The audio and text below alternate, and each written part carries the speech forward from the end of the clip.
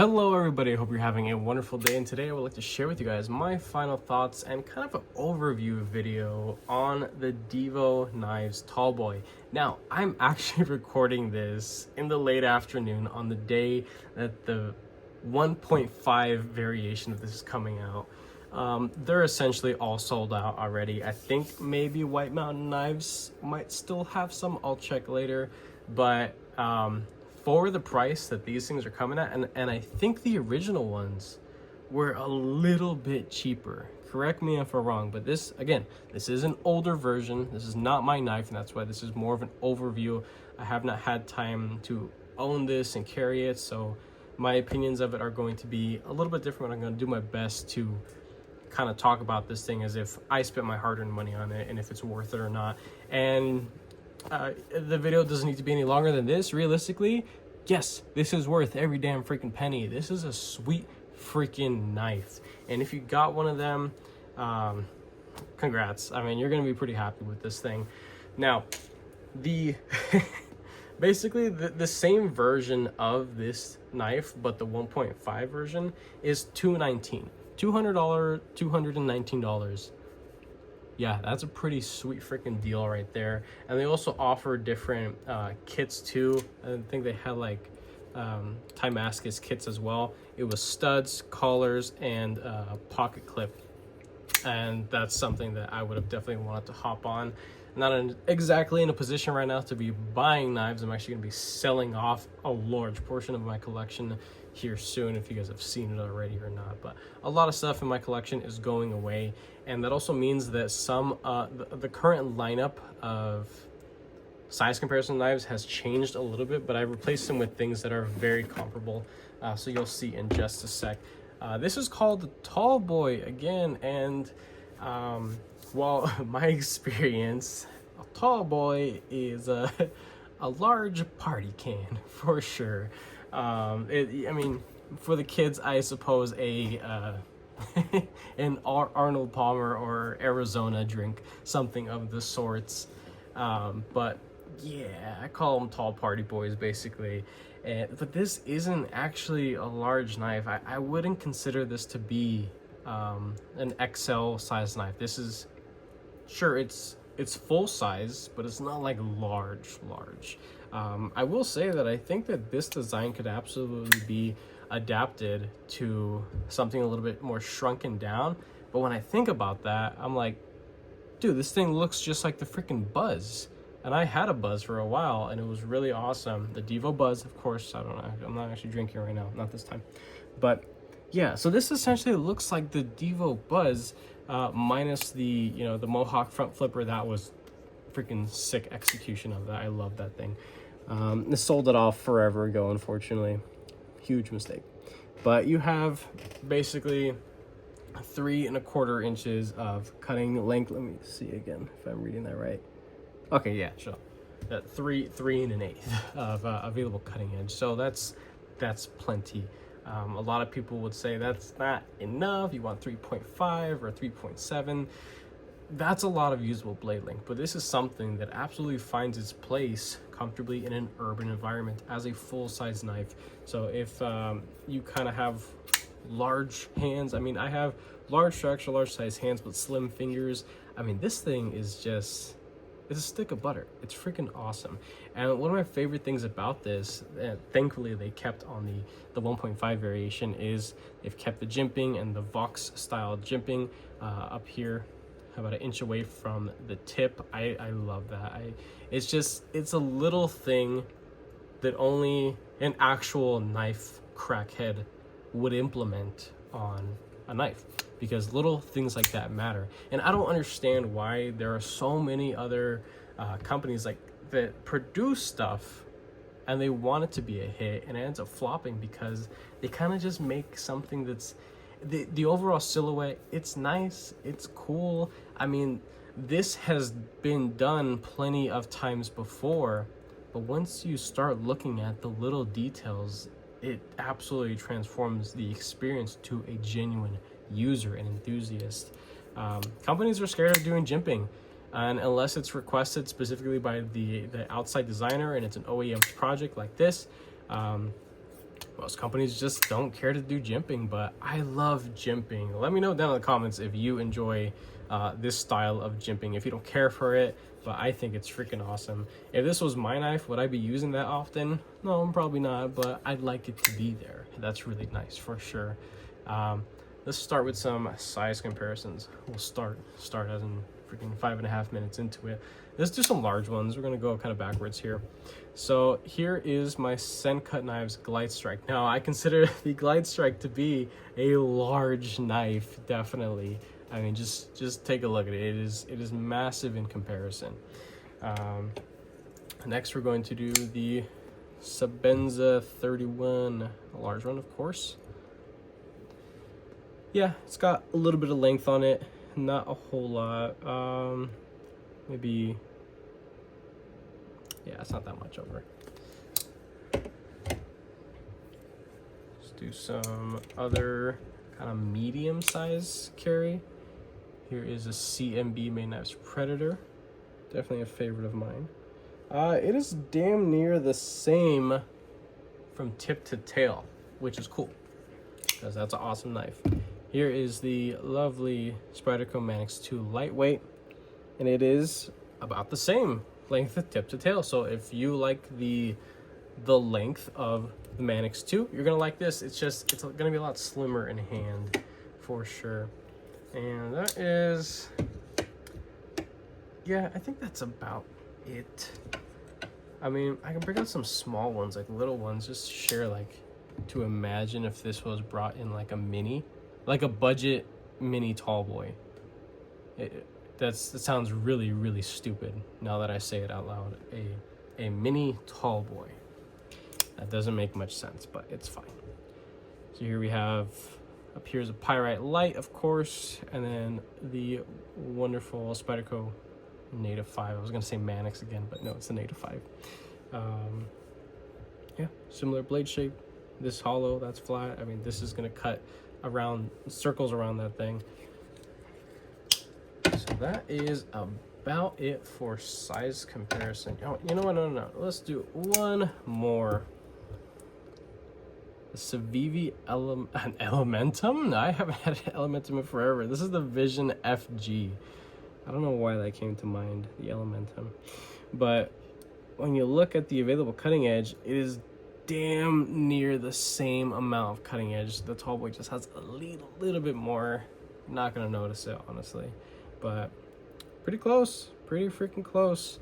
So there's that. That's another popular one. So hopefully those, however many knives that was, helps you guys get a good visual representation of what this thing is all about. I don't believe the new version, the 1.5, is any larger or smaller as far as I know, and I watch majority of Kevin Lefty EDC's update and videos and stuff sharing the 1.5 variation and the differences that are happening. The only thing that really matters to me, and the only reason why I would want to buy the 1.5 over this one, is they have pushed back the plunge grind essentially, and visually speaking, it makes the blade look like it's almost a little bit taller. Almost like, from a user's perspective, I feel like I'd get more life out of that blade than this one. But they're actually the same thing. They're the same dimensions. All it is that this part is pushed back a little further. That's it. That is really it. I think it comes to where it's almost flush with the shouldering of the scale right there. So it's being pushed back quite a bit. And even that small little change really makes this thing a whole lot more appealing to an individual like me, because I sharpen my knives a lot, because I use my knives a lot. And what a wonderful material to have as well as a blade option. It's S90V. You can't go wrong with it. As far as I know, it's easy to heat treat. I know it's easy to sharpen. It can be had at a higher hardness, but then becomes really chippy. And I've experienced chippy S90V. It is not fun. One of my first experiences with Spyderco was actually with a really chippy S90V Para 3 lightweight, I think it was. It was a satin silver blade, a teal scale. It was an awesome little knife for what it was, and it came in at a sweet deal. But I was like, damn, is it just me? Do I just suck at sharpening? Because I keep getting all these microchips, like the edge isn't lasting that long. And then later on down the line, I experienced some, like, I suppose, like, Chinese treated S90V. I mean, it's still CPM S90V, right? It's just companies are going to treat it a little differently. So I had, I guess, a softer version, and turns out it's a whole lot better than the harder stuff. And I understand the argument of geometry. Geometry is a huge thing, but S90V can absolutely hold its own when it's quite thin behind the edge, and this thing gets down to a very, very thin edge. I will say the stock thickness on this is right around average for most folding pocket knives, but I mean, just take a look at that tip. Very precise work. You're not going to want to do any kind of prying with it. And the hollow on this, it is beautiful. It is wonderful. They didn't go wild with it. I've definitely felt stuff that at least feels a little thinner to me, but I think this is plenty slicey. This is a slicer, a performer kind of knife for sure. The satin finish on here, I could care less for it. I don't care for satin because it just doesn't hold up to actual use, unfortunately, but it's nice to look at for sure. I actually put in some skiffs, and if anybody is interested, and I believe the new one also uses the same size skiffs, so it is a 5mm pivot with 1/16 sized bearings, so it would be guys that look like this. Skiffs has actually recently changed their layout of how the packaging looks, but that's essentially what the older packaging would look like. And then if you wanted, for whatever reason, to put thick washers in your tall boy, this is the other ones right here. That's what they look like. So, but that is it. If you guys want to use my discount code, you are more than welcome to, and support the channel little by little. JTT10 for 10% off whatever you want to buy at Skiffs. So there is that. What else do I think about this thing? I mean, it's just a freaking sweet knife. I really wish I had the funds right now to buy one, but it looks like they're essentially all sold out, and I'm in no position right now to be getting new stuff. I got to get rid of stuff. I also remember something going on with the pocket clip to allow for a wire pocket clip that is going to be included. I believe it's included. Backspacer, I don't think any of that is changing. The milling is all across the board on, I think, all the models. So let me look really quick. No, it is not. So wait, it's a little hard to tell because I'm looking at the pictures over here. Okay, so maybe on some models they don't have this milling pattern that's over. I don't mind it. I don't think it looks bad at all. But when it comes to carbon fiber, like, it's been a long time since I've had like a full carbon fiber knife. I really do enjoy titanium, so if I were to pick one up, it would probably have been the White Mountain Knives version. It had like blue accents, stone tumbled blade, stone tumbled tie, and just a perfect piece to do some anodizing on. So I think that would have been really fun to have, but not a big deal, whatever. At least I'm getting able to get a taste of what it would have been. Shed a tear right now. But yeah, this thing is freaking sick. I love the execution and the design of this enlarged, I guess, disengagement point right here. It's a liner. It's exposed. It almost feels like a really nice high quality frame lock, but without the bulkiness of a frame lock. So it's inset on the one side. The top lid here is just full straight carbon with no weight relieving. You could actually get the weight on this. I can't say that the other one would weigh any less. It'd probably weigh a little bit less. If they're removing more material from the blade to execute the plunger grind differently, it'd probably weigh just a hair bit less. So 3.2. I mean, it's freaking nothing in the pocket, and in hand it is very lightweight. Now, majority of these did come in carbon fiber, in fact carbon variations, and there was maybe one or two that were in full tie. Again, I would go with the full tie.